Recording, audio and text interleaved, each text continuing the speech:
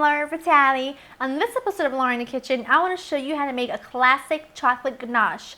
It's been very highly requested for some reason. I think I know why, because it is so fancy. It's a chocolate, pretty much a chocolate glaze that you can use to top pretty much anything, cupcakes, muffins, cakes, cookies, you name it. It's very fancy. Usually when you get a fancy cake from a fancy bakery, you see a nice glossy finish on top, and it's just chocolate ganache. It's very simple to make, so I'm really excited to show it to you guys.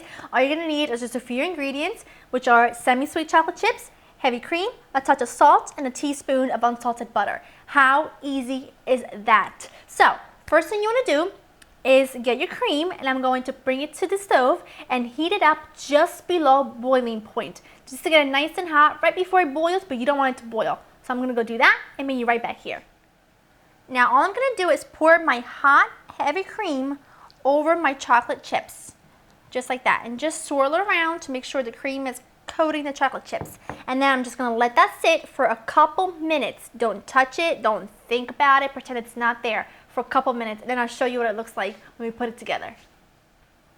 Now after a few minutes, I'm just gonna take a whisk, and I'm just gonna whisk this together. And the hot, heavy cream is what melts the chocolate, which does a couple things. It doesn't overcook the chocolate, which can burn and then be bitter, and then it's a mess. And just so that makes it the most, look at this consistency. This is what you get because it's perfectly tempered. If it's too hot, it kind of seizes up and doesn't blend like that. And if it's too cold, well, you gotta put it in the microwave, you gotta do it all over again, and that's a mess. Now, to give it that glossy finish, you need to add a little bit of butter. And then to bring the flavors to life, you're gonna put a pinch of salt. Just a tiny bit of butter.